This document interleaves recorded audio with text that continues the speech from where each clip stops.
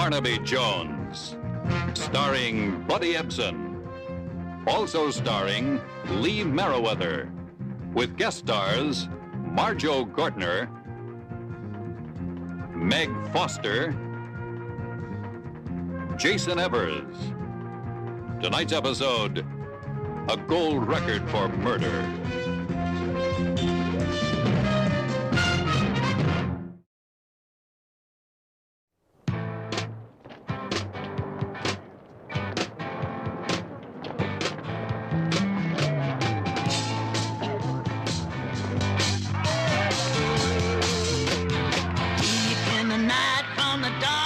She lets her hair hang down.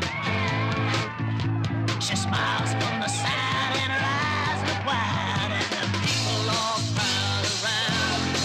And then she's gone, like a cloud going up to the moon. She's gone, and people say they're gonna find her soon. Where are you hiding? Where are you hiding?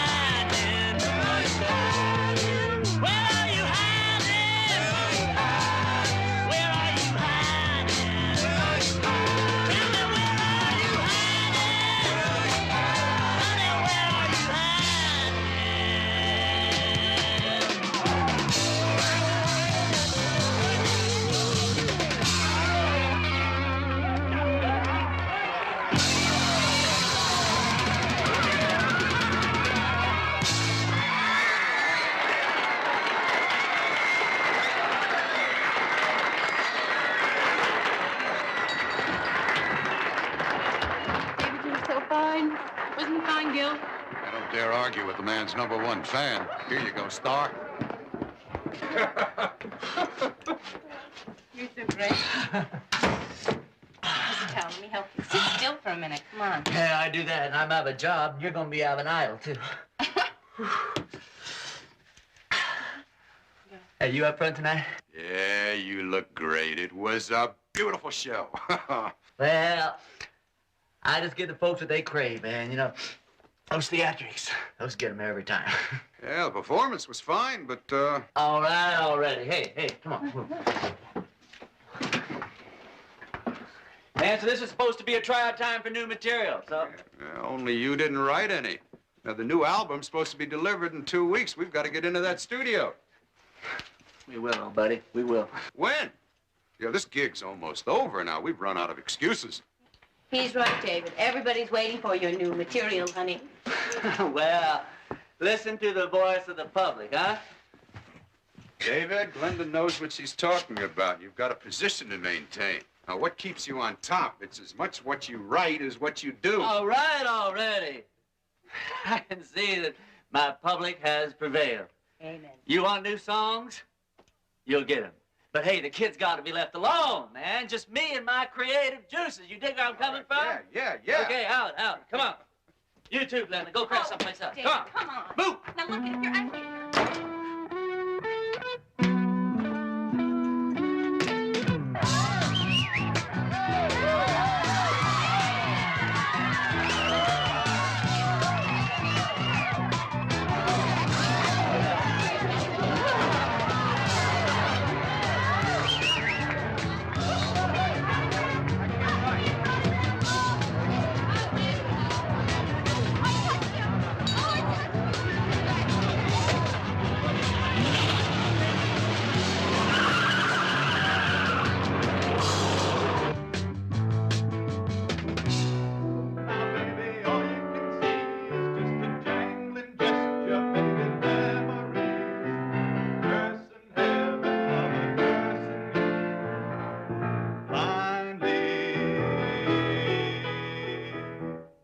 Fantastic, man. This is really me. How many of these songs have you done? Oh, there's an album there, I guess. Now, look at all these. Man, you should have told me, Ray. You should have called me. Yeah, I had other things on my mind. Oh, well, it doesn't matter, I'll bet, as long as we are in business. Listen, I'll take all these home and go over the rest of them there. I'll bring you back some money tomorrow. No. What do you mean, no, man? You always get paid for what you do. Now, listen, if you don't think what you've been getting is enough... Dave, I don't want more money. I want credit. I want my name on my music. I mean, you're kidding, right? It's gotta be a joke. No. It's time for me to be known for what I do. Hey, do you know what that'll do to me? Listen, so you give me credit for this one album. Nobody's gonna know about the past. Man, I give you credit for one album, and they're gonna put your signature on everything that I've done. It's gonna destroy me, man. Can't you understand that? Listen, now I've made up my mind. That's it. I mean, that's it. Now I'll get you some coffee and we'll work out the details.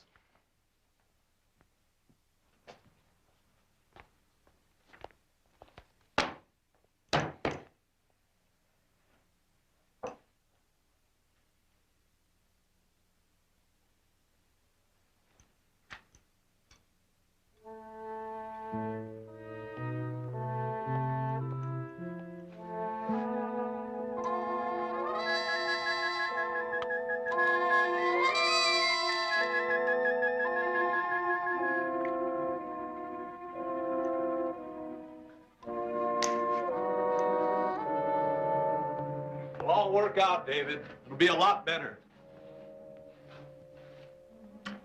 Here you are.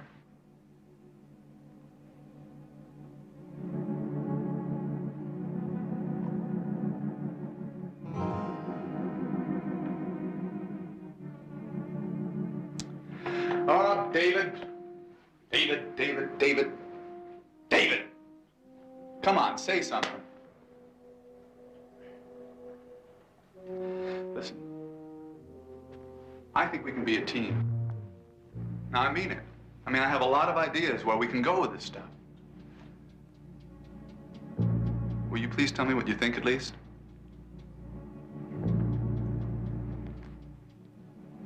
David, say anything. Just say whatever comes into your head.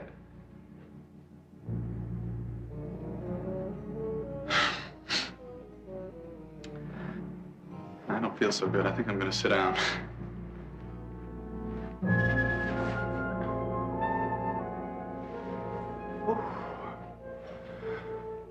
Oh, David. I don't know what's the matter with me. Hey, listen, come on, just... I don't know what you want. You want me to say I'm sorry? Is that what you want? That's what I want, Ray.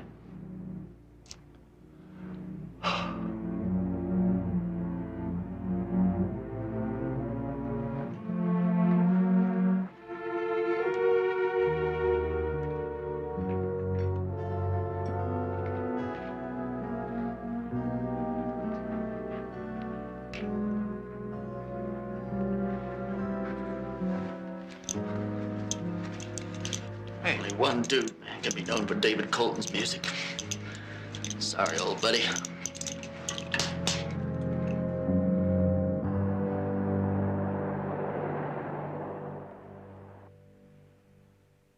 Raymond couldn't have taken drugs, Mr. Jones. He wouldn't. Excuse me, Mrs. Walton, but didn't the police find that your son died of an accidental overdose of narcotics? They were mistaken. They didn't know Raymond. Mrs. Walling, every mother feels that she knows her own boy. Mr. Jones, I'm a musician, too. A violinist good enough to be a concert master, but not good enough to have done all that Raymond did. It was my dream to see him become truly important in music. Well, the problem was that what Morgan thought was important and what Raymond did were different. I pushed him, made him turn to composition. But he was no longer interested in the traditional forms. He liked popular music. We fought constantly. When I went to see Raymond about 3 weeks ago, it was for the first time in months. What'd you go to see him about? Well, I had a possible commission for him, a chance for a concert. Wasn't he interested? He turned me down flat. He said he was too busy. But I said to him, a father doesn't want to remember. Don't you see, Mr. Jones? I drove Raymond to that overdose.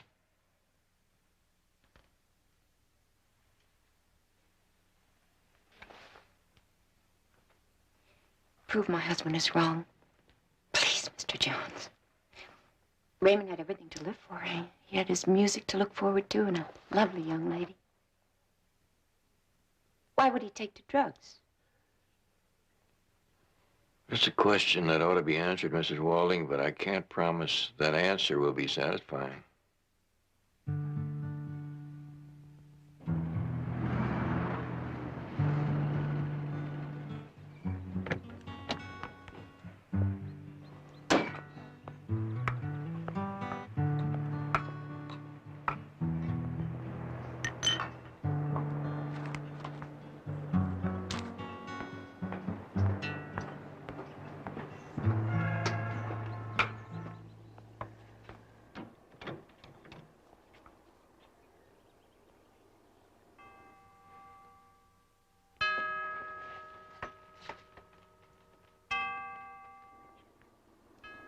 David! David, let me in! David!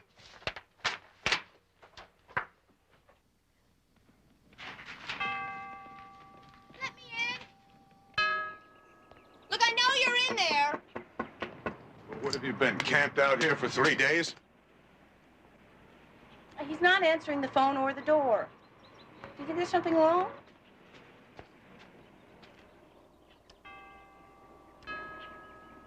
David? David? David!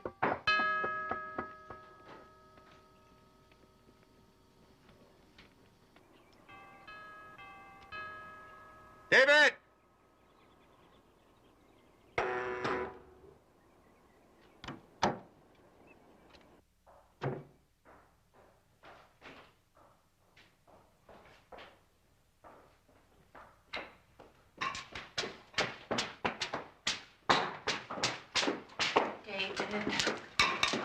I was so worried about you. David, what are you doing? Why'd you open the gate for Gil and not for me? You were trying to avoid me, weren't you? You wanted me to go away. Oh, David, you've got somebody here. Where is she? I'm gonna find her. Where you got her stashed, David? Little kitty! Little kitty! Notice the great trust I inspire. When you start living up to your responsibilities, David, people will trust you. Now, you can't shut yourself off like this. The record company people have been after me. Hey, the record company people are about to remember how come they love me so much.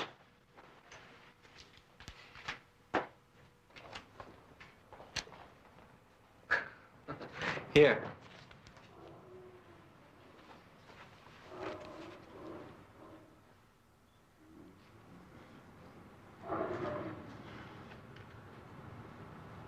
This is good. Oh. Yeah, it's really good. Don't look so amazed. Came from a man's soul. Yeah, but 3 days. And you come through. You are a genius. Hey, you got 40% of greatness, Gil. You know that? I go without sleep, you get rich. Who gets you the chance to display that greatness? Oh, you really sweat. Grinding out all those deals over lunch with the wine. Oh, David, you're exhausted. You need a little rest, a little relaxation, companionship.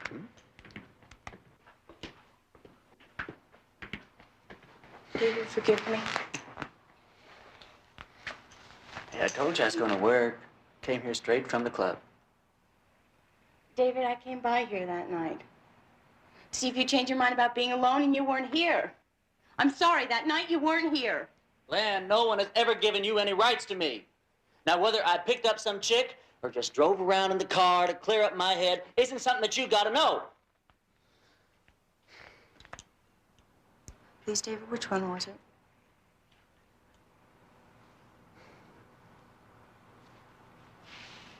Cleared up my head.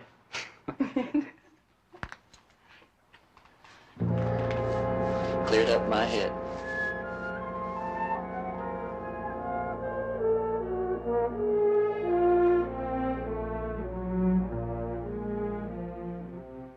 Well, Paul, this is very impressive. How long had you known Ray? Ray and I were just starting, Mr. Jones. He was rather shy with people. I was his first girl, and only then because I'd contacted him to ask if he'd speak the graduate music class I was in. Police reports said they found barbiturate and heroin in Ray's system, but no other needle marks. Ray never took drugs, Mr. Jones. He was too involved with his work and trying new things.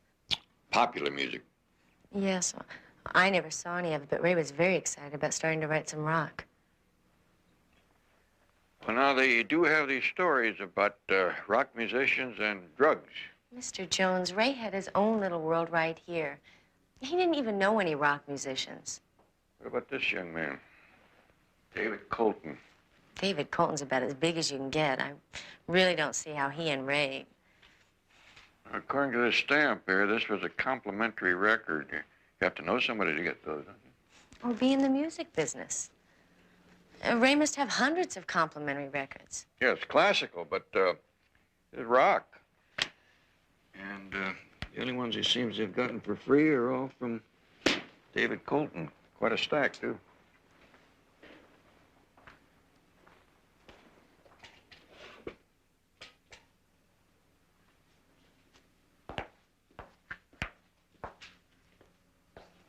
Ray's address book? Yeah.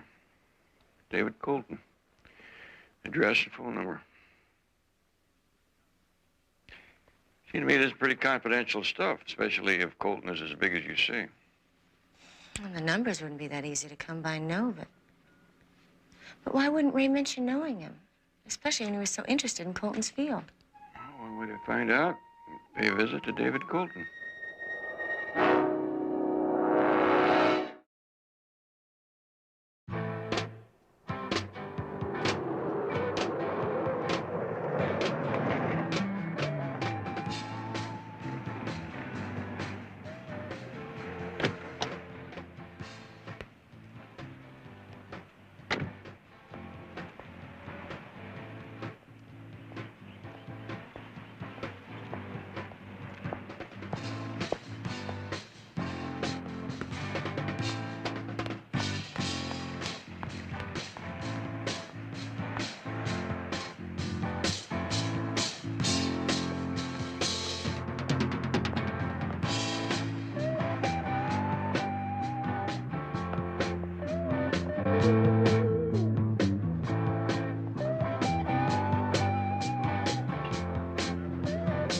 Young lady?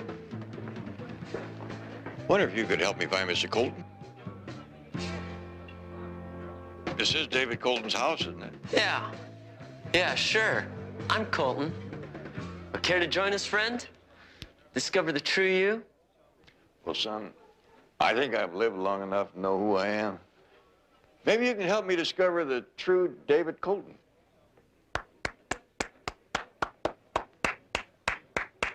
Always like to see a good act, old buddy. Mr. Colton? I'm Barnaby Jones. I wonder if I could talk to you. Go on and play, huh? Come on in. Thank you. Well, this glass must have been expensive. I know a place you can get some orange crates that fit right in here. Let's not be critical, Grandpa. Now, you don't look like a groupie, so what can I do for you? And don't tell me that it's my fault that your granddaughter ran away from home. Well, I'm afraid I'm investigating the death of one of your friends. Hey, look, Mr. Jones, is it? I'm finally getting to relax a little, man. The last thing in the world I want to hear about is death. Ray Walding. Walding? He died of an overdose. I was wondering how he got it. You got a picture or something, this Walding dude? Sure.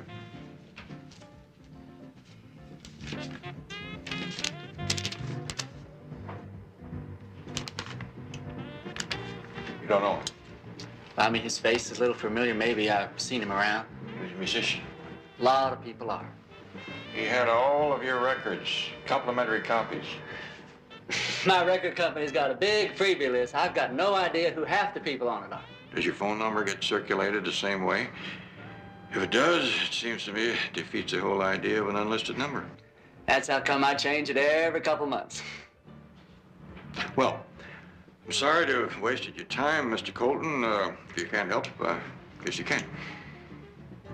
Hey, look, Mr. Jones, I'm sorry about this Walden guy. He's probably no worse than anybody still walking around. But, I mean, if you're trying to trace his connection, hey, I can't help you, old buddy.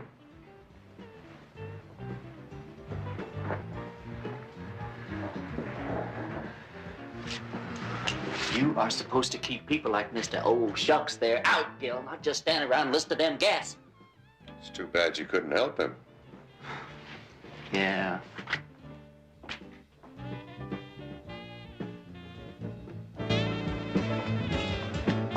Did everything go all right in there? You can call the treatment a revenue or would get around to still all right. Please, don't think too badly of David. He's just trying to be the way the people expect him to be. Maybe you can help me. Have you ever seen this young man around here? No, not around here. Anywhere else?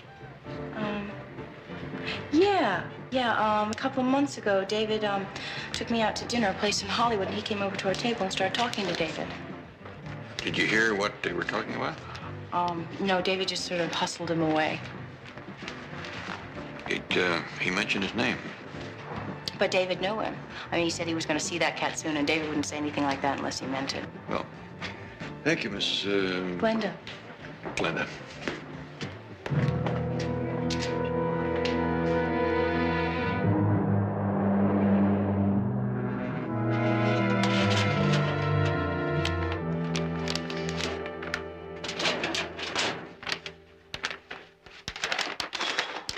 This is everything, Barnaby. Contents of the dead man's pockets, vial of pills, and this kit. The barbiturates he took definitely matched those in that vial. According to our tests. The police say that they found no readable prints on those? This junk passes through 1 million different hands. There's nothing unusual here, Barnaby. Standard for a dead junkie. Even this? I'd say that one of the hands that passed through was highly skilled, wouldn't you say, Dr. Mayhill? Nice work. Mind if I check this out for a few days? We were just about to turn this back to the family. You can check with them if you'd like. I'll do that. Be nice to know where something this handsome comes from, don't you think? David is his own producer, Al. You know that. Well, as soon as you've got studio space, we'll start recording. Fine. Esther, call David and tell him to get everything together for tomorrow night. As a matter of fact, David already knows. I'm sorry, Mr. Turner. He was listening in on my phone. I'm sorry. At least you could pretend to really be sorry. What brings you here, David? Oh, just slumming. Hey, you know tomorrow's cutting it pretty short, Gil. Yeah, well, they're dying to hear the new stuff. How long does it take to cut the album anyway? Week? More. Hey, aren't you going to ask me what I'm doing here, Gil? All right, David, what are you doing here? Well, I went to see my lawyer, and we had a real long talk. What about? Oh, he's explaining to me about personal management contracts and how they can really tie you up, you know? But like anything else, they expire. Ours doesn't expire for several months. Yeah, that may be true, but when it does, I'm not going to renew. When that contract's up, we're through, old buddy. Like Ray Walding was through? Not our dead little mystery friend again. He's no mystery, David. Not to either of us. Yesterday wasn't the first time I heard the name Mr. Jones was asking you about. Ray Walding came to see me a couple of weeks ago. He said he was a songwriter, wanted to know if I'd consider taking him on. He played one of his numbers for me. These are the songs you were writing the night Ray Walding OD'd. The night you lied about coming straight home. But this song, Wind Up, Ray Walding performed it right on that piano, right over there, 2 weeks ago. He stole my music. Oh, come off it. It's so much like you, David, to slaughter the golden goose. What do you want from me, Gil, huh? What do you want? Oh, well, we're going to sign new contracts, genius. Long-term ones, tonight. And then we squeeze whatever we can out of what's left of your magic until your fans decide you're through.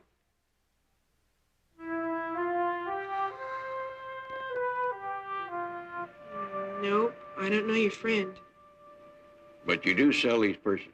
Oh, yes, sell them out is what we do. As many as we can get. We're the only outlet. You see, what makes them so special is that they're all done on order. They're personalized.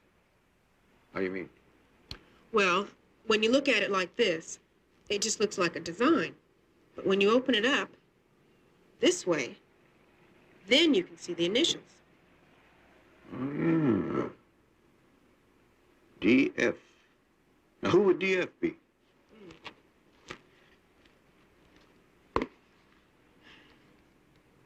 Oh, here we go. Someone by the name of Don Farrow.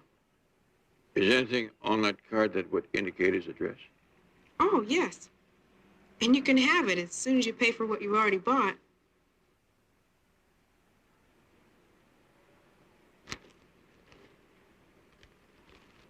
It's only $25. Just what I always wanted.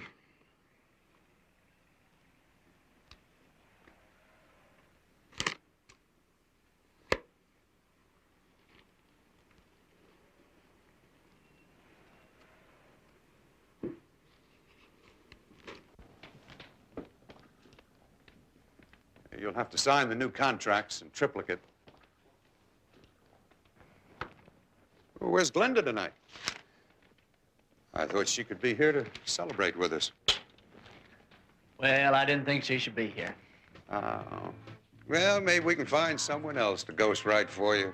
And then every phony little thing will be just like it was. Hey, I got a better idea, old buddy.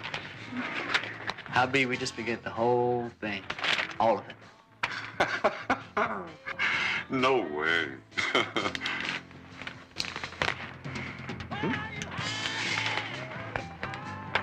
The honor's all mine.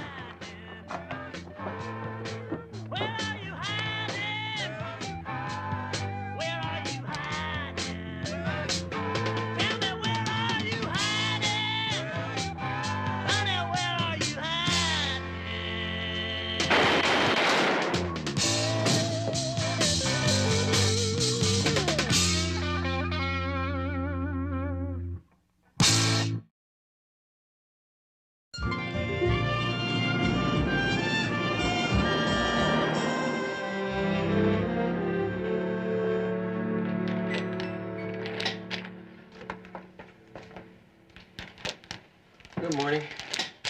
What can I do for you? I think I'll have a glass of milk. Yeah. Here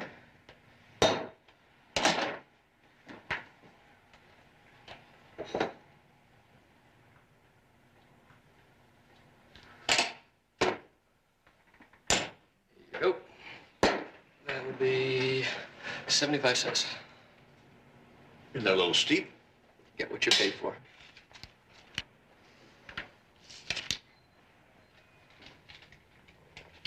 That tastes kind of different. How else can sesame seed milk taste? Sesame seed milk? Yeah, boss mixes it himself. It comes from 100% pure seeds. What about this, Mr. Farrow? Where'd this come from? Hold it.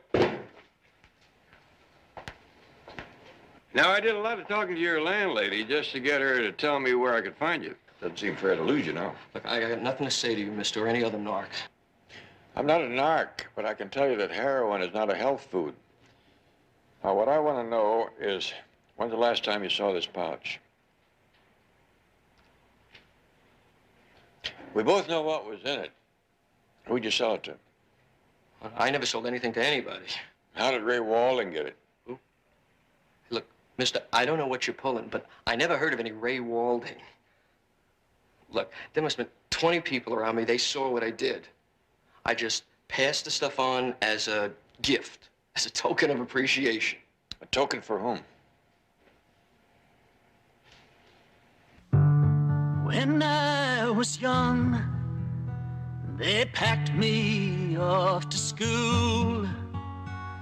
They taught me how not to play the game.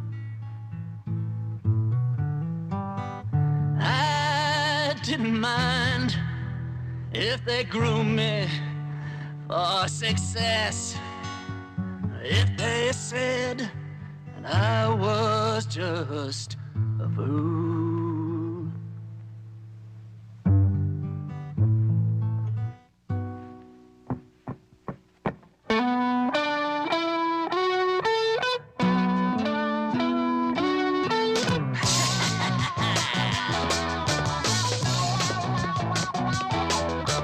How'd you dare to tell me that I'm my father's son? That was just an accident. I'd rather look around me, compose a better song, 'cause that's the honest measure of my worth. In the palm of all your glory, you're poor man and me, as you lick the boot of death born out of hell.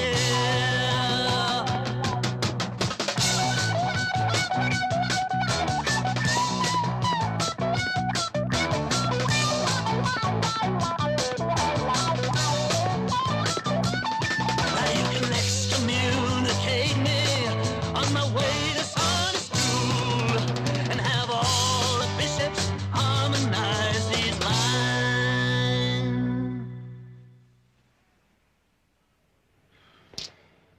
Hello again. Lena? Mr. Colton? Excuse me. Say, that is a catchy tune. That's a real way you got the praise, too, old buddy. Could I talk to you?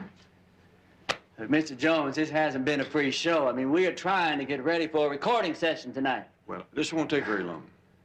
Well, let's go get some air. Come on. Come on, babe.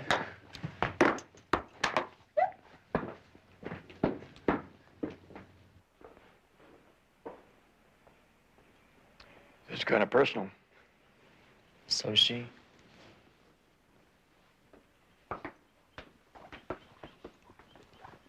Now, what can I do for you, Mr. Jones? You come to tell me how Grandpa's doing among the dopers, huh?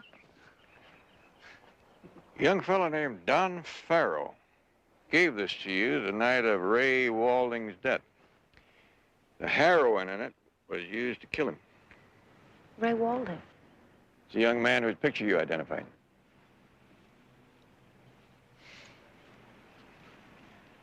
Glenn, looks like you've been working your mouth overtime again. David, Yeah, this could be the one I got that night. Happens to me every time I play a gig. People lay all sorts of garbage on me, to try to prove their love. But hey, when I saw what was in it, man, I chucked it away. Scruples. Glenn, lay the deep, dark secret on him. David doesn't use drugs. He doesn't even drink any alcohol. See, I like to have myself under control when I'm going to move an audience. I've got to know exactly what I'm doing. Is that perhaps what you're trying to do right now? Look, Mr. Jones, you can ask my manager. He met me here after the show. Saw me throw the thing right down that hill. And Glenda, were you there that night? Of course I was. I was right here. That still doesn't explain Ray Walding. Hey, I never knew his name, Jones, till you told me. What did you know? Guy was weird. I mean, sort of a freak. All started in that restaurant, and you know that dude came on like he's just some sort of boozing buddy. I had to play along. And after that? Well, I'd see him on the street, in a car once, following me. Why didn't you do something about it?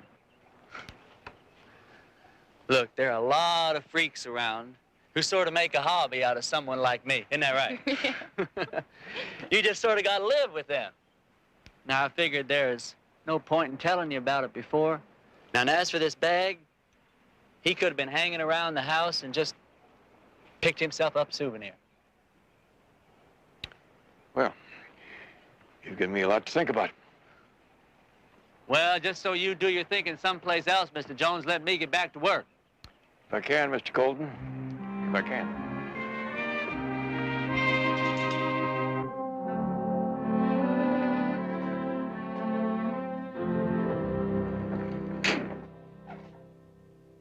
Good afternoon. Can I help you? I'm looking for Mr. Turner. Oh, you and about half the population. No, Gil's not in. No, I don't know when to expect him. Yes, I'll give him your name. You don't sound very enthusiastic. Well, that's what happens when you've been saying the same thing all day and then listening to people get furious each time. You help me find him, and I'll give you a great big smile. I'm Barnaby Jones, private investigator. Hey, I'm sorry, but Gil hasn't called in all day. He isn't even answering his phone. You know, I bet that he cornered some promoter first thing this morning and hasn't let him out of the trap yet. You want a bite? No, no thanks. Is there someplace he's supposed to be right now? Not according to my appointment book. Does he have an appointment book of his own? You really do want to see Gil, don't you? It's important. Well, I'm not supposed to do this. Sometimes Gil does change his schedule and forgets to tell me. Oh, sorry, strikeout time. The only appointments for today are ones he's already missed.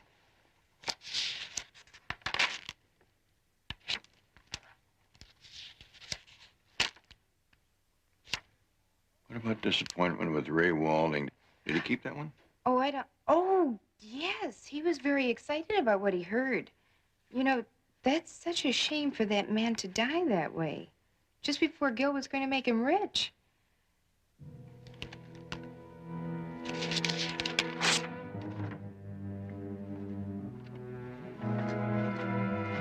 Uh...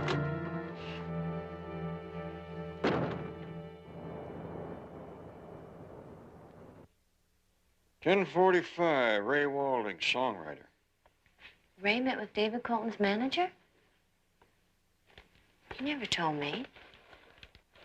Maybe he just wanted to see that things were going right before he told you.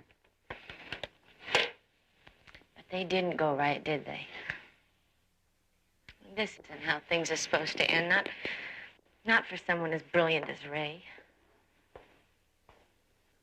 Paula, nobody knows how things are supposed to end. Pile of boxes. That's all that's left of a life. Ray's parents couldn't handle doing this, and now I'm not so sure I can. I'm betting you do just fine.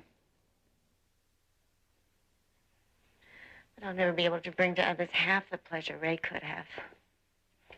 That's gone. Not all gone. What do you mean? What about the music Turner heard? The rock that Ray was working on. Would it be around the house or somewhere? It could be sold, played. Well, the only thing the Waldings packed were clothes, and I haven't run across any music at all. Well, it's got to be around here somewhere. I don't understand that.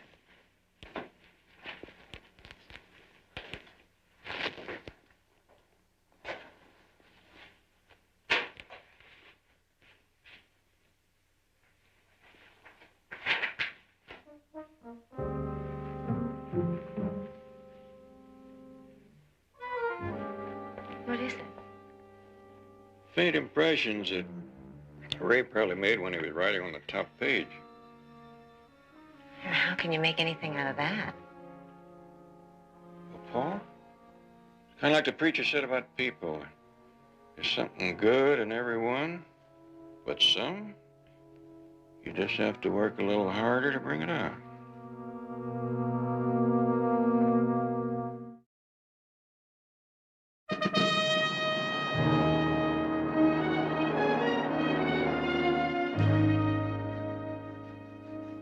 Eddie, I don't think that boy was playing around with drugs.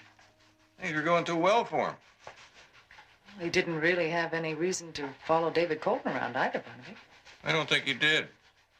He didn't tell his girlfriend one word about Colton, and I don't see him hanging around outside of Colton's house to pick up a bag of drugs and run off with it like a dog with a bone.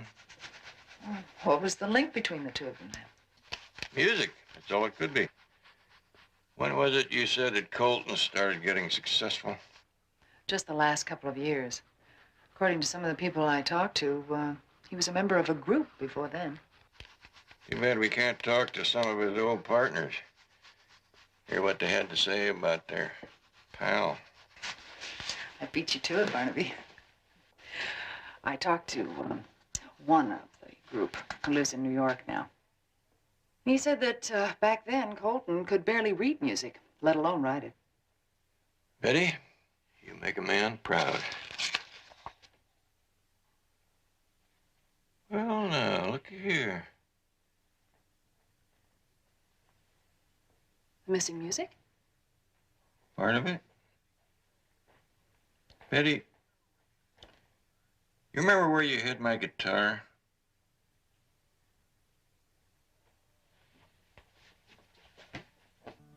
I don't believe you. You got the whole damn thing all wrong. It's not the kind you have to wind up on Sunday. Great, David, great. The Colton touch has never been better. Hey, why don't we make this the last take of the day, huh? Dave, the sound level went off in here. What do you say we take it from the guitar break and then we'll quit, okay? Okay, boys, let's give the man what he wants.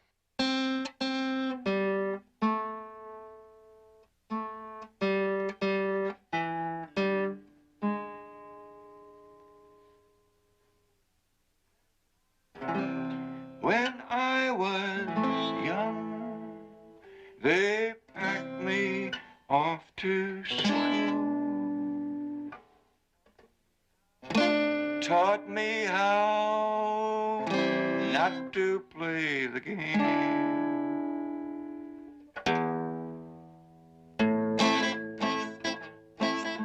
How did they dare to tell me that I'm my father's son, when that was just an accident of birth?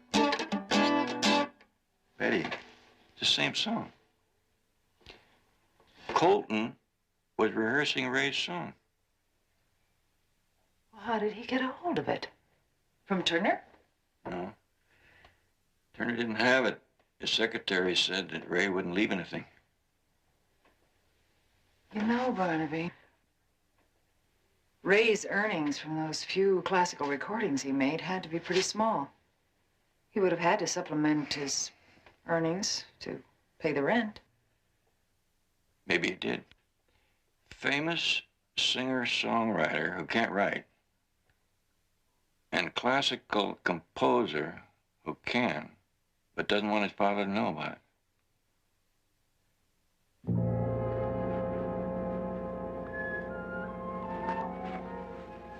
Where are you going?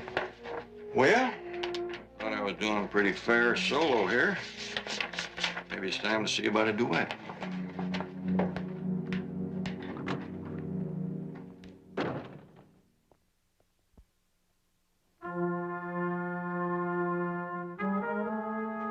Mr. Colton? Anybody here?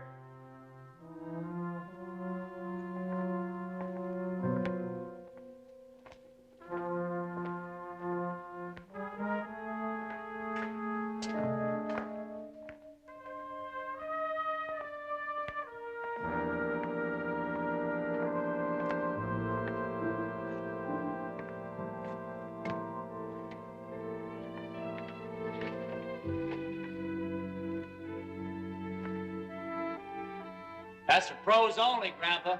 Put it down.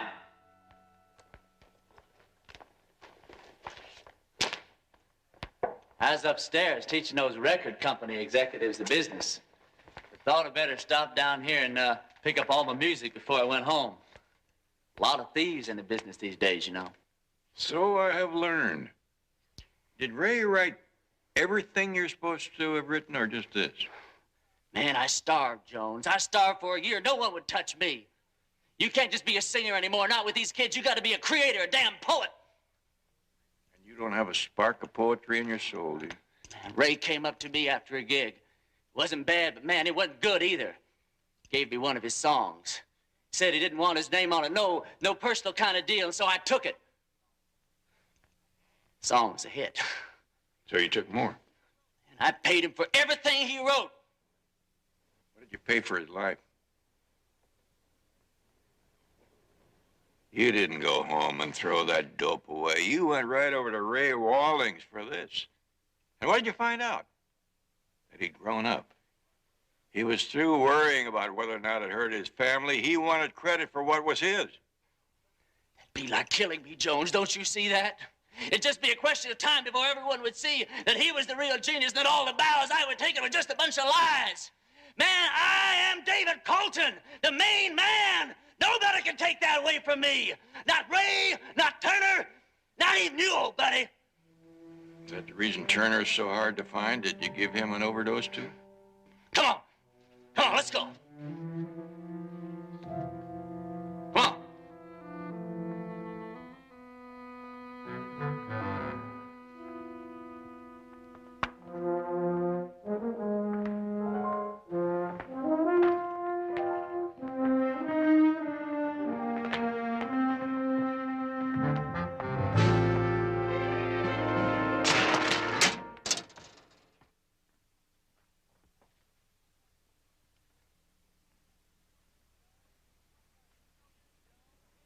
It's no use, Jones. Neither one of us can see. I got a gun. So have I.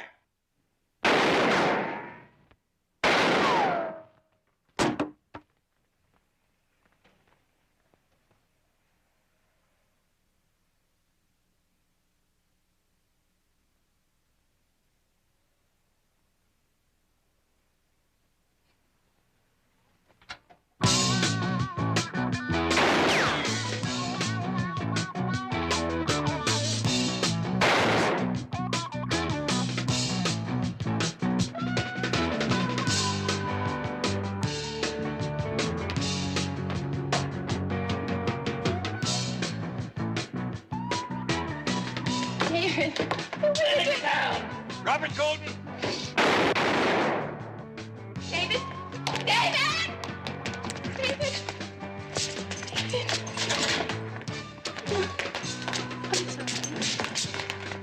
I'm sorry. I didn't mean. I'm sorry, David. David.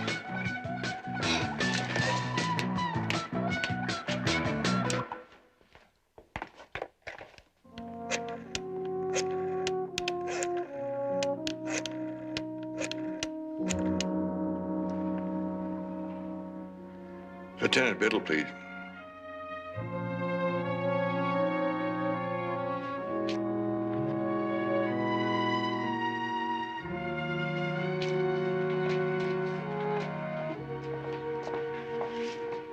I think we just sort of slide it in here on the bottom.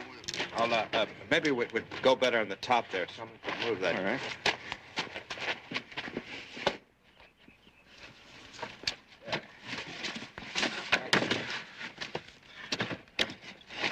Well, I guess that does it, and me too. Mr. Jones, we wish to thank you. It's all right. I needed the exercise. That's not all we're thanking you for, Mr. Jones. I spoke to the police earlier. They told me that David Colton has recovered enough to admit that he killed both his manager and our son. Miss Walling said she knew her son. Neither of us should have doubted her. No, there's a lot of things I shouldn't have doubted. I've been reading his music, listening. Have you had a chance to analyze it, Mr. Jones? He used the classical approach to the rock idiom. Incorporated some of the greats and added something of his own. Why, the Stravinsky influence is unmistakable. And the Schoenberg. You know, I think I heard little Hank Williams in there, too.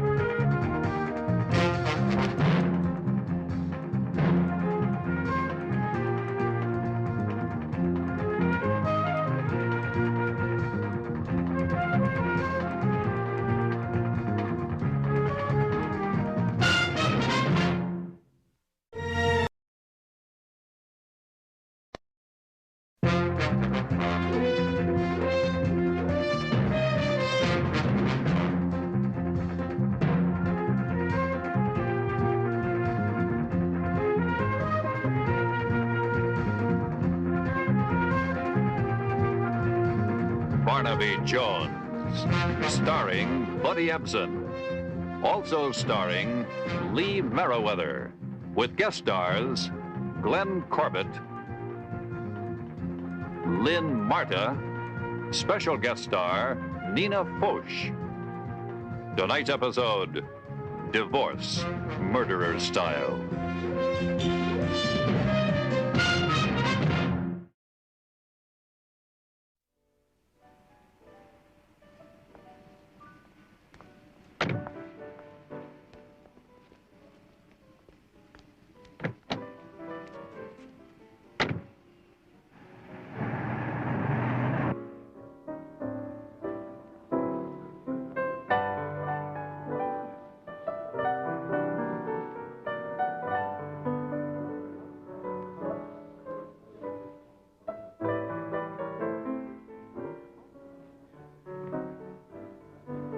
What's so interesting?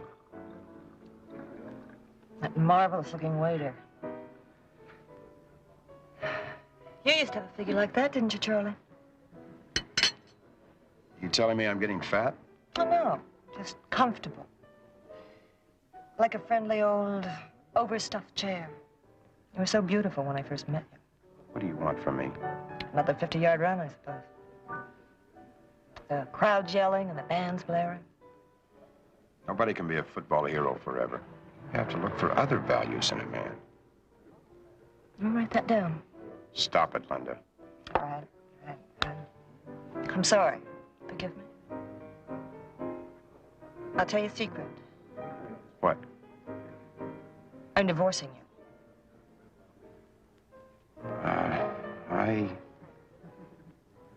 I can't live without you. Oh, Charlie, please. Now, if we can't be kind, let's at least be honest. When you married me for what my family could give you. Fat vice presidency in the firm. And a shelf for your trophies.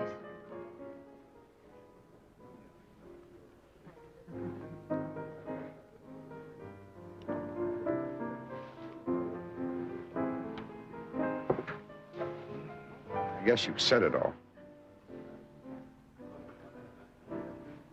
You know, I'm really sorry it ended this way. No, I really am sorry.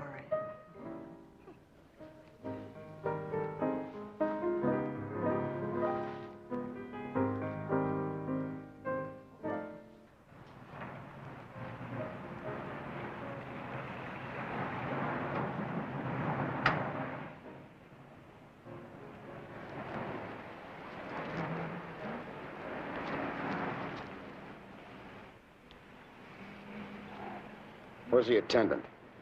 He'll be here in a minute. Well, I don't want to wait a minute.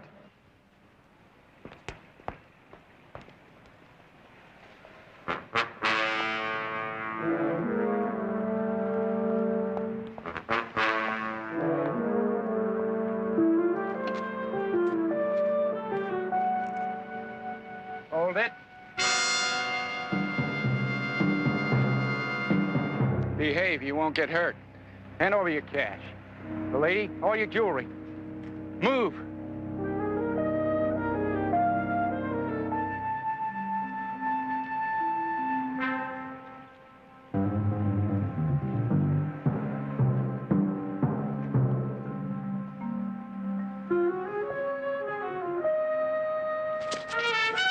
Help!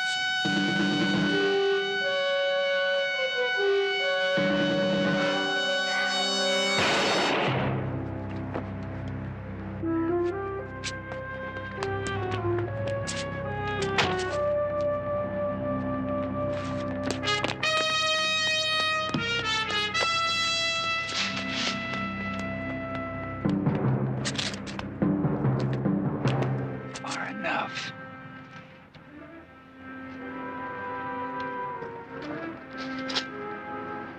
Did I do all right? Yeah, but we gotta make it look real good. Hold still, I'll just crease you a little bit.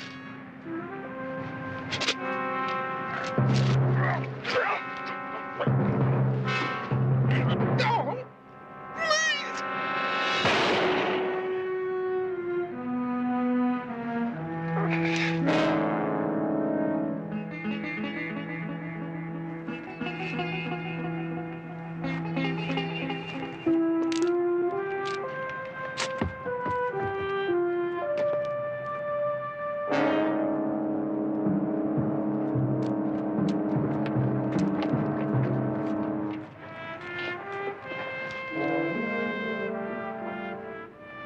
Oh, Linda.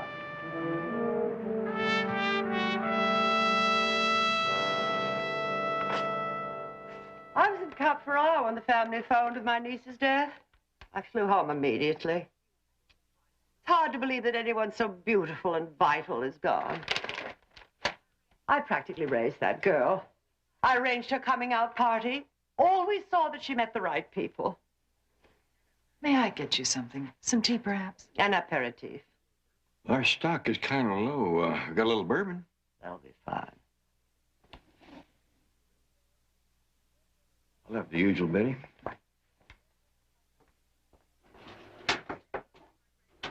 Yes, Linda was my greatest achievement. I'll never forget the first time I took her to Paris. Such fun explaining to everyone that we weren't sisters. I planned a marriage for her with an Italian count. I was heartbroken when she insisted on marrying Charles. Why was that? It's all very well to watch a football player scratch around in the muck, but you don't invite one into your house. But I forgave her. She was really in love with Charles. And he had some nice qualities. Mr. Roche, why are you suspicious about your niece's death? Thank you. Oh, there's an old French saying. Où il y a le triangle, il y a souvent la mort. Well, roughly, I suppose that translates into where there's a triangle, there's death. What kind of a triangle? But Linda had an admirer. He was mad about her, furious that she wouldn't leave Charles. Seems like what you're saying is that what happened the other night was more than just a robbery. I can't be sure, but isn't it true that each man kills the thing he loves? Especially in California. Be more likely to kill the husband. Well, he must have realized that Linda would have an admirer. She was so beautiful. All due respect, ma'am, this is pure conjecture. Yes. But Linda did say he said something very dramatic. If I can't own you, no one will. Yeah, that is pretty strong. Do you have any idea who this admirer might be? No, Linda never told me. She did say, though, that he was subject to fits of violence. Oh, Mr. Jones, do find out what really happened.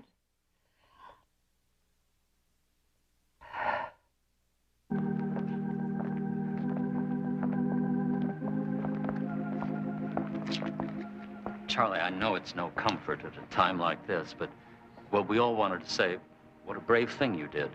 Putting yourself in danger, trying to save Linda. It's hard to imagine going on without her. I don't know what I'm gonna do now. Maybe get away. That's a good idea. And take all the time you need. Don't worry about the job. Your desk will always be there. Oh, I don't think you know my daughter, Terry. Miss Mabry. I'm sorry to meet you under these circumstances, Mr. Court. I've always been one of your greatest fans. Well, if you'll excuse me. Is there anything else we can do? No, I just want to be alone for a while.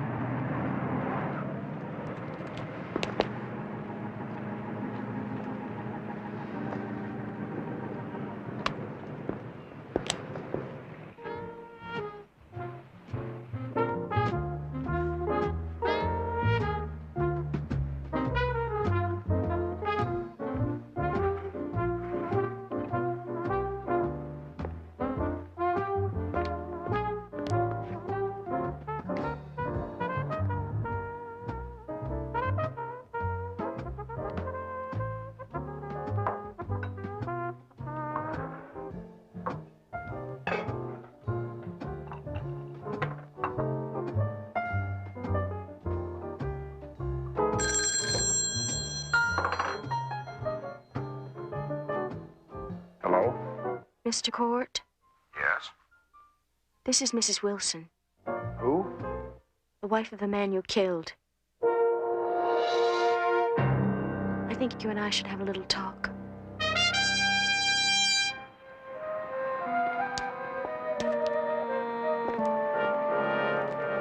Charlie Court and his wife here often? Yes, sir. Mrs. Court had lunch here frequently. That's so. Who with? She was accompanied by other ladies, sometimes. Mind telling me about the time she wasn't? She might have eaten alone. It's hard to picture. She may have been with a gentleman, if that's what you're suggesting. But I honestly can't recall. If you'll excuse me, sir.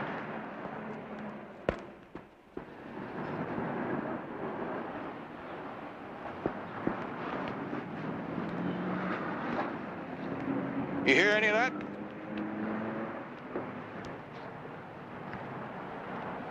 It's possible that he doesn't remember the guy. You sound like you do. Mainly just the car. It's kind of beat up for a place like this. Always had it stuffed with paintings, wild, modern stuff. You know anything else about him? Well, thin, good looking. Oh, and a lousy tipper. But he certainly wasn't the one that killed Mrs. Court. Have they identified the murderer yet? Name's Frank Wilson, drifter, got a record, armed robbery. Gosh, the minute I spotted him, I should have run him off. He was here before? Earlier that evening, down by the edge of the lot. Where? I'll show you.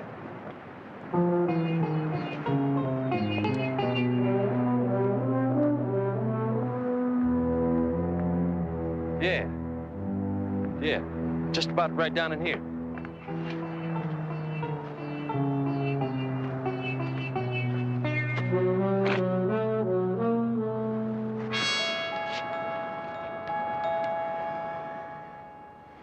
Looks like he staked himself out for quite a while.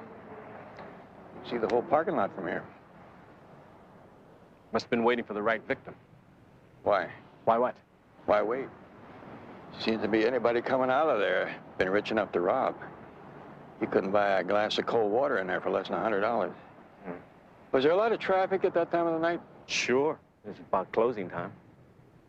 You know, it seems odd that he would let some pigeons go by and wait to pick on Charlie Court. I wouldn't want to tackle anybody that big, even if I was packing a gun.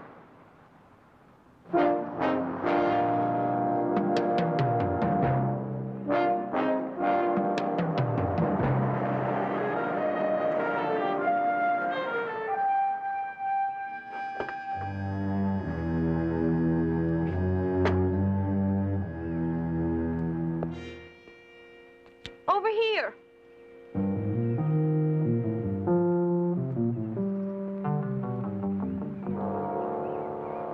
So nice of you to come, Mr. Court. Forgive me for being nervous, but Frank's death was such a shock. They never told me Wilson had a wife. Yes. Won't you sit down? We didn't live together too long. He was always wandering around getting into trouble.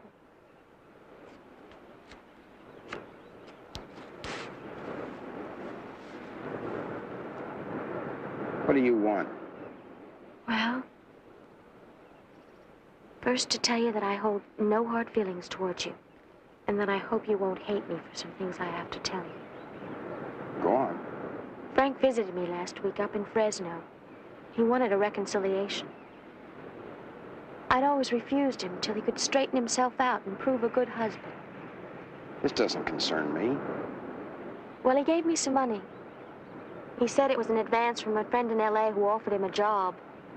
Now, this set me to wondering, what kind of a job gives advances? I mean, wouldn't you wonder? I thought he'd gotten in with the wrong people again, and I wanted to find out who. So I did something terrible. I searched his things, and I found your name and phone number. Well, that doesn't prove anything. Only that he was setting me up for a robbery. Of course not. And the fact that you and Frank were friends before the robbery doesn't prove anything either. I never saw your husband before last night. Oh, I don't blame you for not remembering. It was such a long time ago, wasn't it? In North Carolina? A place called Cherry Point? I guess you forgot to tell the police. So did you, evidently. I don't want to get involved in anything. I just would like to get away from all these terrible memories. That's a very good idea. I have a sister in Hawaii. But it's so expensive there. How expensive? Oh, I couldn't think of making a move like that without at least $5,000. You wouldn't know where I could borrow it, would you? Maybe. Suppose I call you later this afternoon. I'd like that. Just ask for room 18. Talk to you later, then.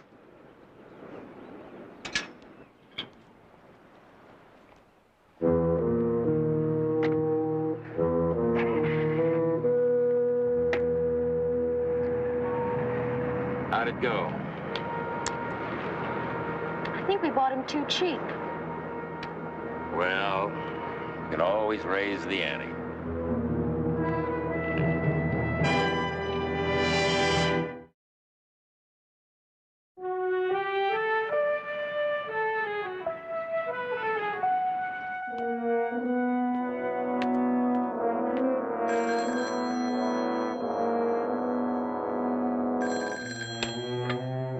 Yes?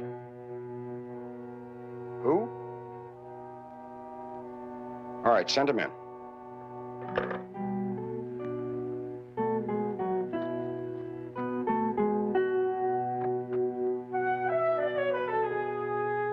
Hi. May I help you? Mr. Jones, is it? Barnaby Jones. I'm a private investigator. What are you investigating? Mrs. DeRoche has some suspicions about your wife's death. And Eleanor? What suspicions? Well, she had the feeling that there could have been some other criminal involved besides Wilson. Well, I'm not surprised she'd say that. She sees every criminal in the country under her mattress. What does that prove? Either that she sleeps in a very large bed, or you're saying she's eccentric. She's wasting her money on your time, Mr. Jones. Free country. You mind if I ask you a few questions about your wife's murder?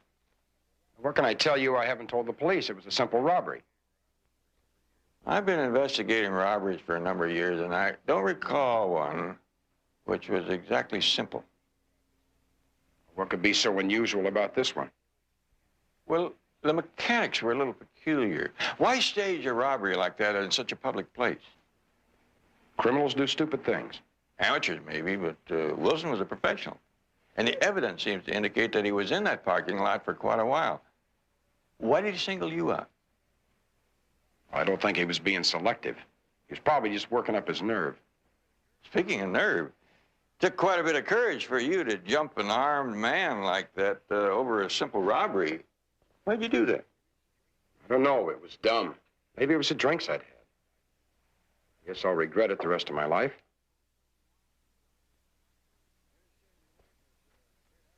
I understand your wife was a great art collector. Yeah, she was interested in art. All these seem to be by the same man, Lawrence Whitley. Never heard of him. Well, not many people have. My wife sponsored him. She thought he had potential. So it looks like he dug it up out of the bottom of a hen house. If you don't have any more questions, Mr. Jones, would you excuse me? This whole thing's been very rough on me. Oh, yes, certainly. A pleasure to talk to you.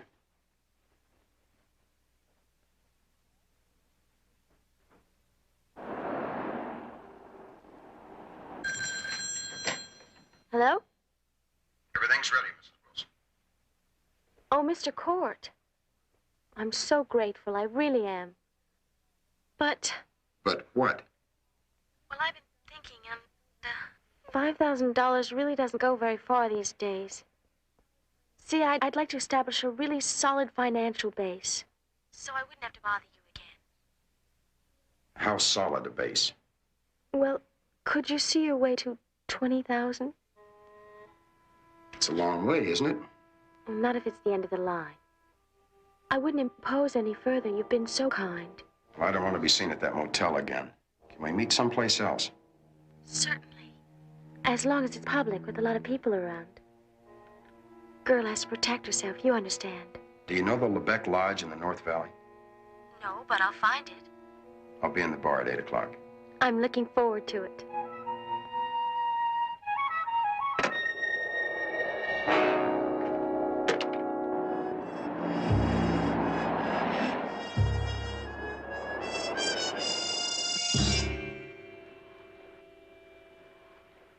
Some of these are kind of hard to figure out. Well, maybe we just don't understand abstract art. Well, I read once that according to Delacroix, it's supposed to be the extension of the music of the painting. I guess I'm tone deaf with these. What do you got on Wilson? Well, he was born and raised in Fresno. Spent 3 years in the Marines. He was given a bad conduct discharge for theft. Where do you go from there?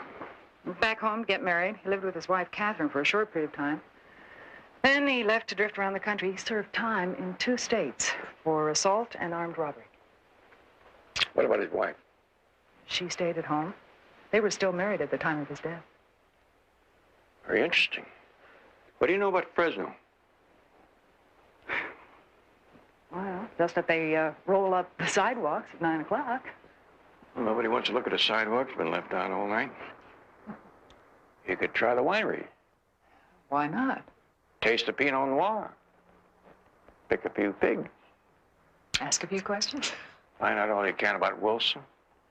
Whether he had any contact with the painter, Lawrence Whitley. I'll get back as soon as I can.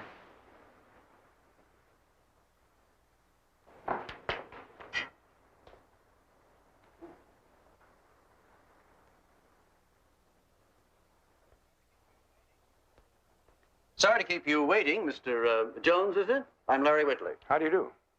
I see you like that piece. It's called Model in Aspic. I hope she can dig her way out. I'll give her your message. What did you want to see me about? I understand you were a favorite of Linda Court. She bought some of my paintings. I saw them. Evidently, they didn't turn you on. Well, I don't blame you. These aren't the best side of my work, but people like to be confused. I mean, I work up a piece of garbage, and suddenly everyone is turned on to how a sensory appeal must result from an unintelligible meaning. It's a game I play. You don't seem to be enjoying it.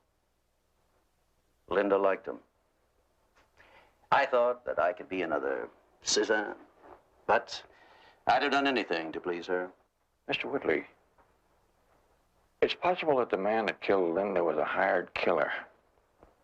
It could be that her death was a mistake. Her husband might have been the original target. You're saying that somebody wanted him done away with? Whom did you have in mind? Well, if Wilson were alive, I'd ask him. But since he isn't, I'll have to go with the most likely suspect. Me? Why? A man who paints something he hates just because that's the way a woman wants it. He might demand something in return. Do you recall the remark, if I can't own you, no one will? I think I phrased that a little better. It wouldn't be necessary for me to do away with Charlie, Mr. Jones, because Linda was planning to divorce him. That's something I hadn't heard. It is quite true. Charlie would have been destroyed. Yes, in addition to losing his wife, he probably lost a good job. Did Charlie know that Linda was going to divorce him? I'm not sure. He might have known about us. Linda was never much for discretion.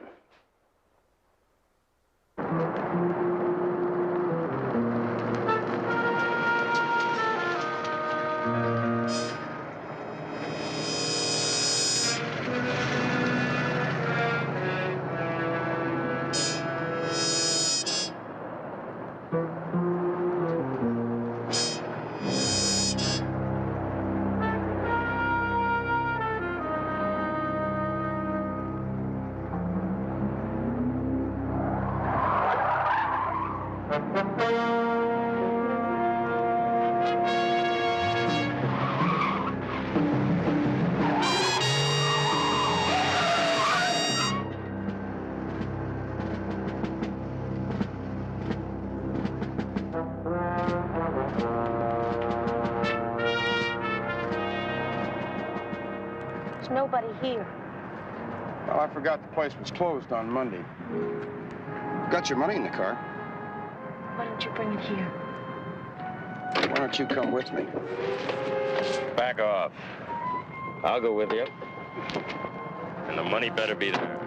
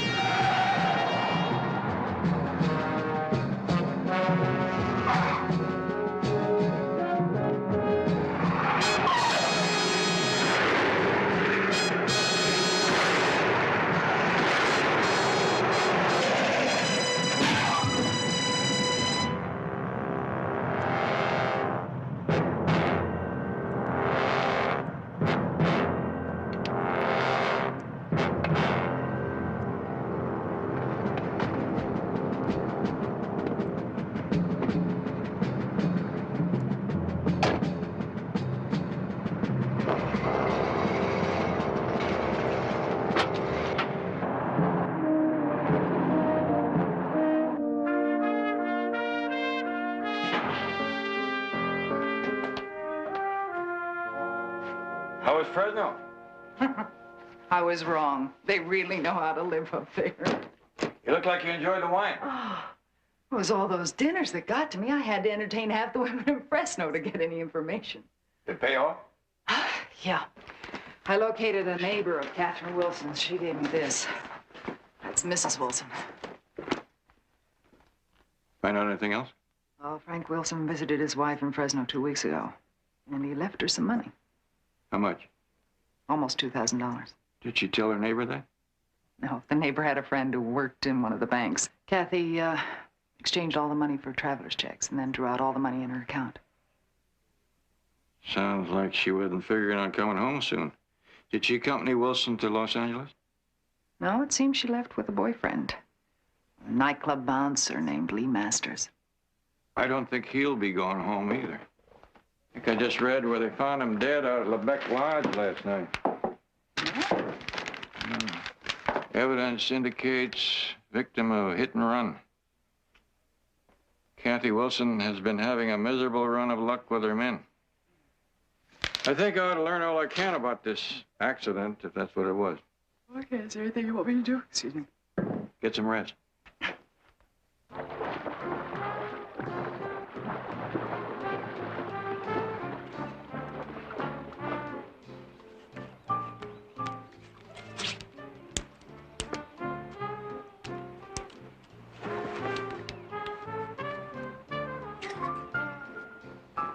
Oh, thanks. That's very kind. You seem to be feeling a lot better now. Well, I guess it's true. The time heals. I'd sort of hoped it was because I was here.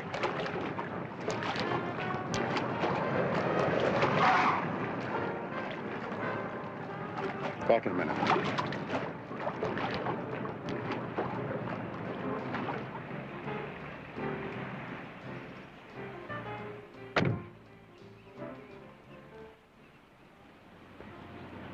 Anything I can help you with, Jones? Just want to have a chat. You sure keep this up nice. That's right. Front bumpers shine like it's brand new. No dents, rust. Well, I like to take care of my things. Funny you didn't take as good care of the back bumper. It's showing signs of wear. Well, maybe I'm just not too steady in reverse. Like the old guy back home, he had a car that would only run backwards. He didn't care where he was going. He Just wanted to see where he had been. Is that what you came to talk to me about? Well, no. Mr. Cord, did you know that Frank Wilson had a wife? Lived up in Fresno. He visited her about a week ago and left her a couple $1,000 for household money. Now, where would he get a sum like that? Some crime, I suppose. Why don't you ask her? She wasn't home. Word is she's down here in Los Angeles somewhere. If you hear from her, would you call me? Would you explain to me why I'd hear from her? Well, sometimes wives get a little touchy about the husband getting killed, even if it's for a good cause. I'll be careful. Now, if you'll excuse me, I've got some business to attend. Sure. Sure's a nice day for a drive. You have it out today? Just to have it washed. Sure looks nice.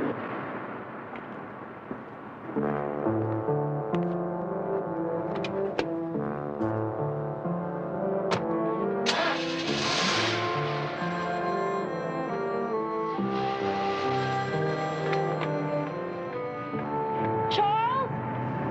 Call for you.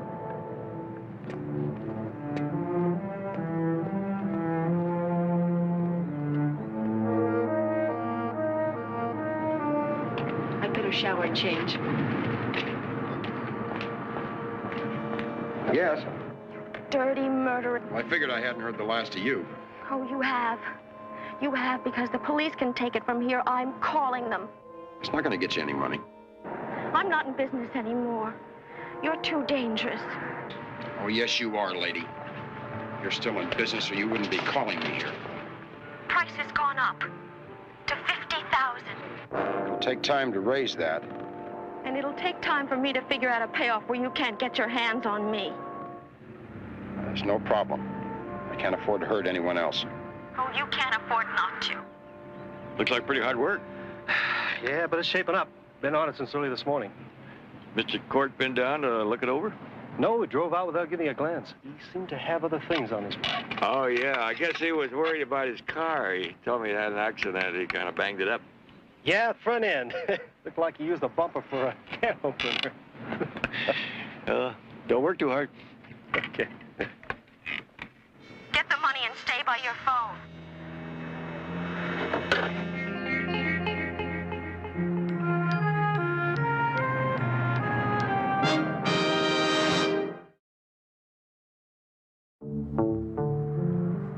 Take a look over here, Barnaby.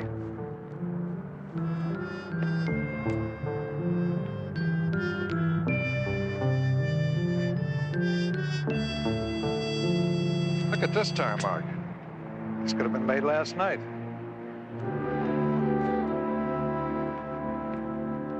Looks like 2 cars were here, Lieutenant.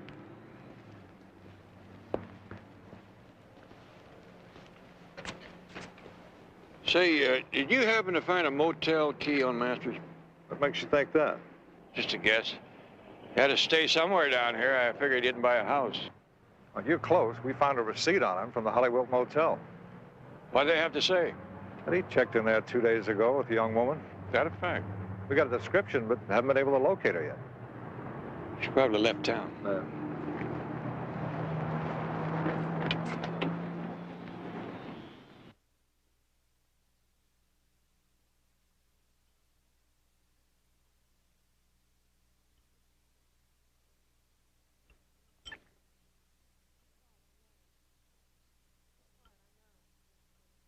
It's hard, I know.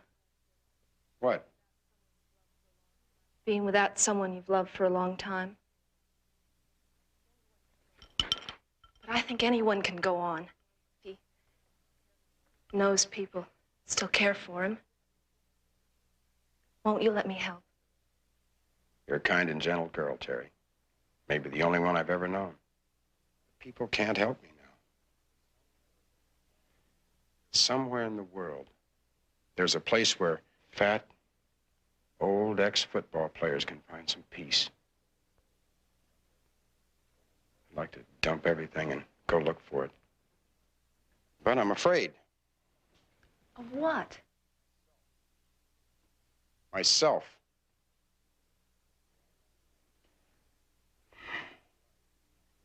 See, all my life, operators smarter than me have used me. Made me out to be some kind of a god because I could run past people. Then one day they said, you'll have to make it another way. Only I don't know another way.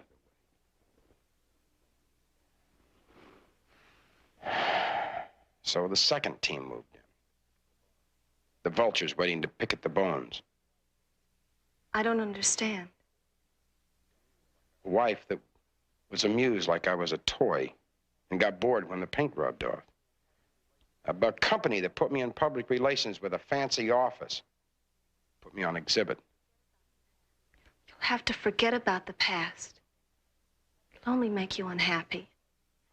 You see, that's the tough part. It's tough giving up anything. I don't care how it was gained. Would it be easier if you had someone you could trust? Do you think it's possible?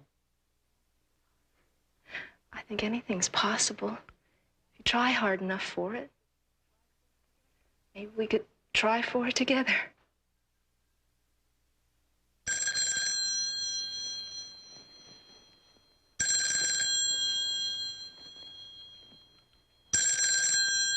Would you excuse me?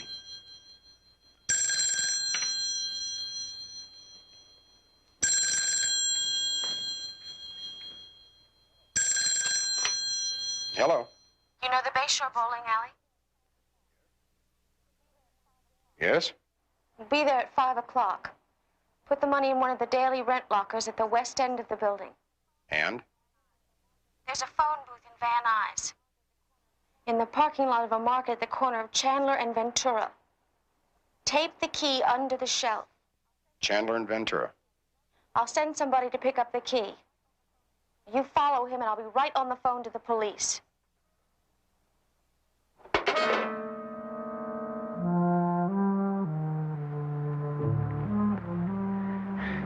I don't know. It sounds all right, but, Stanley, everything is going to be fine. There's nothing to it, Stanley. And you pick up a fast $500 just for bringing the package home to Mama. nothing's gonna go wrong. No way. Everything's going to go right. For you and for me.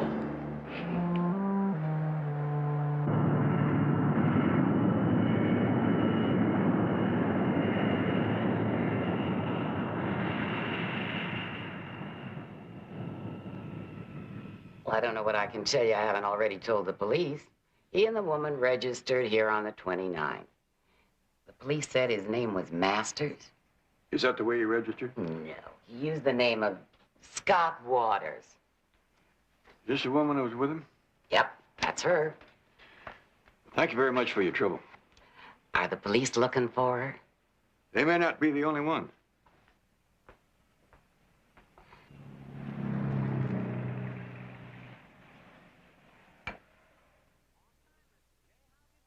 Long time, Mr. J. How have you been? Good. You? Same old 6 and 7s, you know. Got any tough ones? Yep. What was Zach Wheat's lifetime batting average? Zach Wheat. 317. 132 home runs. 1,248 runs batted in. Too easy for you. Have to try football. Hey, I hear Charlie Court's a customer here. Yeah, used to be quite a regular. All right. What was his college touchdown total? None. Came off Sandlot. You mean he never played anything with pro? No. Wait a minute. He did play some service ball. Where? Marines, I think. I had a team stationed up at Cherry Point. Cherry Point, North Carolina? Yeah, about 10 years ago. Check it with Frank Wilson's service record. I'll get right on it.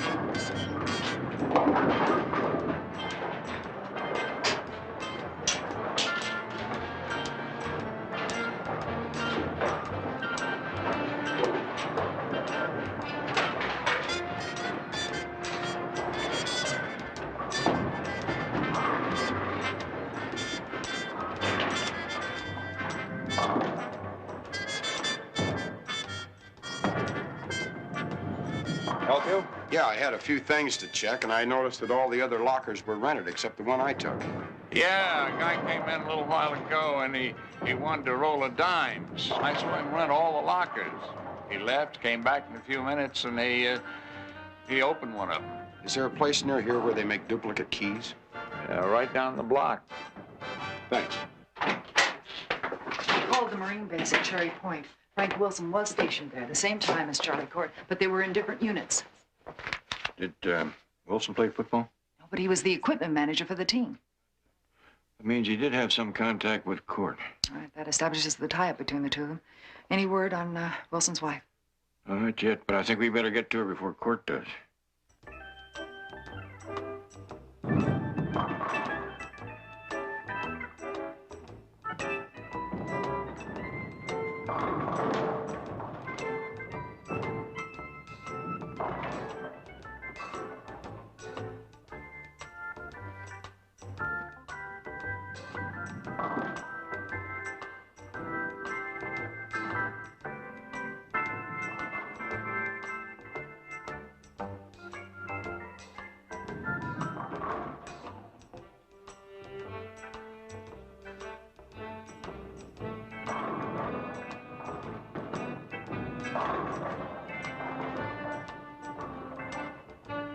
Yes, well, thank you very much. Anything? I finally located the only friend she has here in Los Angeles, but she hasn't seen her. The way I figure it, Kathy was probably blackmailing Court. If I were playing that game, I'd start heading out the minute I got the money. Oh, I checked all the airlines. There's no record of a Catherine Wilson making any reservations. Waters. What? That's the name she checked into the motel under. Catherine Waters. Or Mrs. Scott Waters.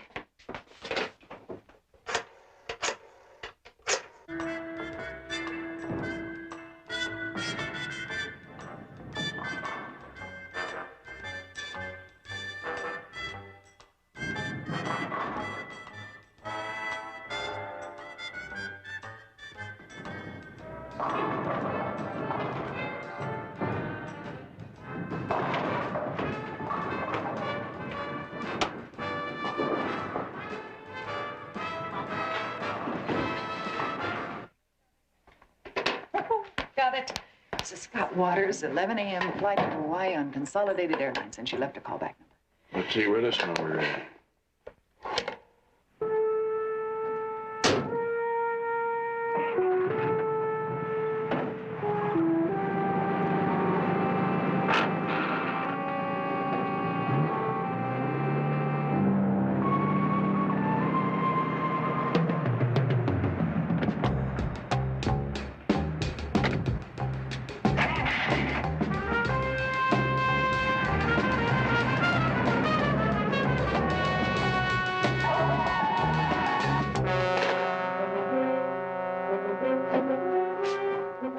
Grant Hotel in Hollywood.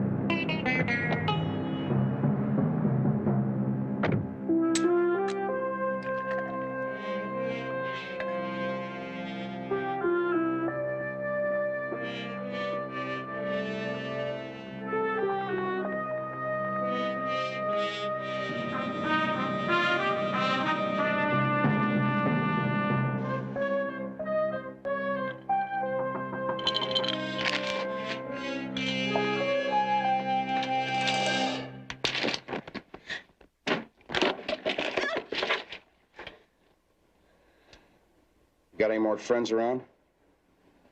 Please. I promise I will not bother you again.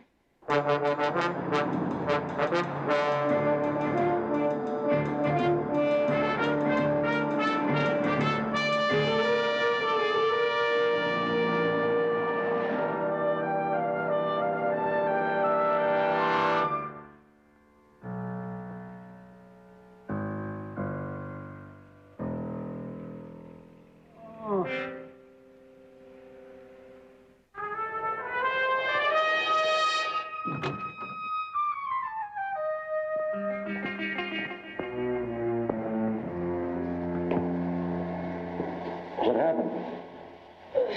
That was a clever payoff you arranged. How did you find out about the duplicate key at the bowling alley?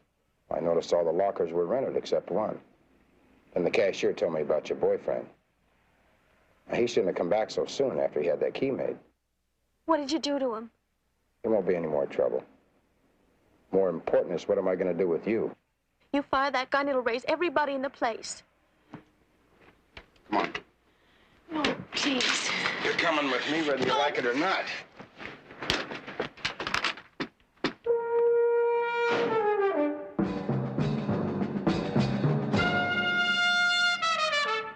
Backstairs. Hold it, Court. Get up those stairs. Go on, move! Move!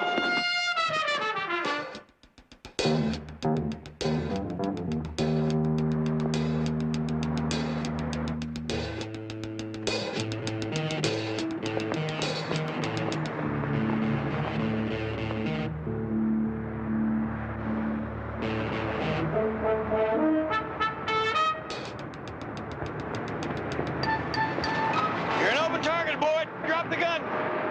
No, you throw yours out or she gets it. I'm not that concerned with her welfare. Come on, Charlie, it's all over.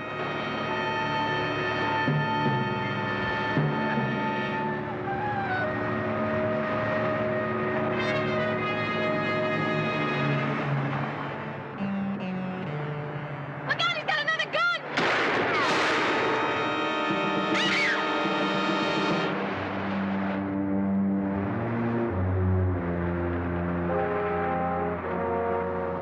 Call the police. Tell them to send an ambulance.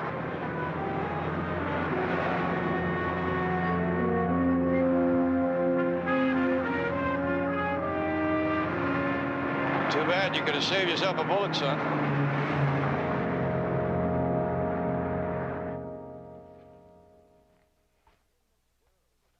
Never in the world would I have thought it was Charles. You're sure? He gave a full confession to the police. Still, I can't help but be sorry for him, even though he did do a terrible thing. Poor Linda. You could never tell where marriage will lead. No, sometimes it's a gamble. Still, it's better to gamble than be alone. Miss Park? I myself have gambled several times.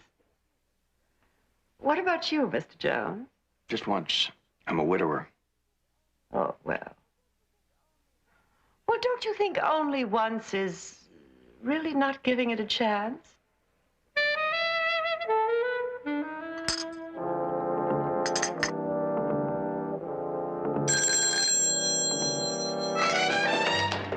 Barnaby Jones' office, may I help you? Yes, yes, I'll catch the first plane.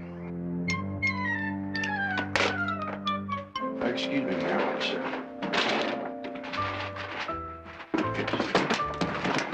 it's an emergency. Well.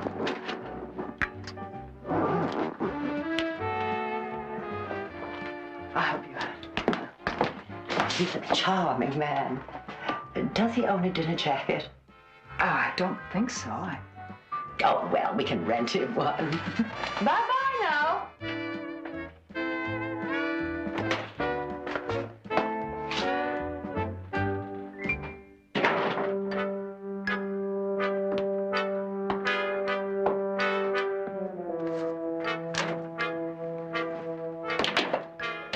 Since when does picking up your laundry mean an emergency?